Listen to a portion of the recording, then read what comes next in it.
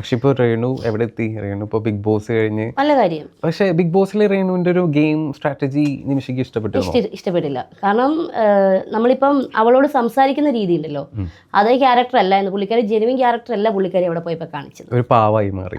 പാവം എന്ന് വെച്ചിട്ടുണ്ടെങ്കിൽ ഒരു എന്താ പറയാ, നമുക്കൊന്നും അക്സെപ്റ്റ് ചെയ്യാൻ പറ്റാത്ത പോലെയുള്ളൊരു. പക്ഷെ എവിടെയും എല്ലായിടത്തും സുധിച്ചേട്ടനെ പിടിച്ചിട്ടാണ് രേണു. ബിഗ് ബോസിലാണെങ്കിൽ പോലും മോഹൻലാൽ വരെ താക്കീത് കൊടുത്തൊരു സിറ്റുവേഷൻ ഉണ്ടായിരുന്നു. പക്ഷെ സുധിച്ചേട്ടനെ പിടിച്ചിട്ടാണ്, സുധിച്ചേട്ടനോട് സ്നേഹം ഉണ്ടെങ്കിൽ പോലും ഇപ്പം സുധിച്ചേട്ടന് സമാധാനം കൊടുക്കുന്നുണ്ടോ പരലോകത്ത് പോയിട്ട് പോലും?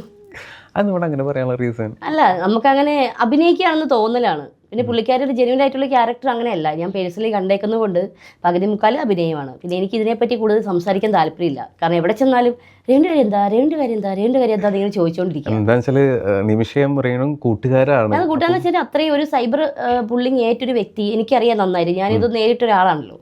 അപ്പോഴാണ് ഇവൾ എന്നെ കോൺടാക്ട് ഇങ്ങോട്ട് കോൺടാക്ട് ചെയ്തിട്ട് സുധിച്ചേട്ടൻ മരിച്ച സമയത്ത് ഇവൾ എന്നെ കോൺടാക്ട് ചെയ്തടാ, നീ എനിക്കൊരു ഹെൽപ്പ് ചെയ്തിട്ടുണ്ടായിരുന്നല്ലോ, അപ്പോൾ വളരെ ഉപകാരമുണ്ട് നീ ആ ചെയ്ത് തന്നതിനൊക്കെ പറഞ്ഞ് ഇവൾ എന്നെ ഇൻസ്റ്റാഗ്രാമിൽ കോൺടാക്ട് ചെയ്തു. അങ്ങനെ ഒരു നമ്പർ തന്നു. ആ നമ്പറിൽ പിന്നെ കുറച്ചാൾ കഴിയുമ്പോൾ ആ നമ്പർ പോയി.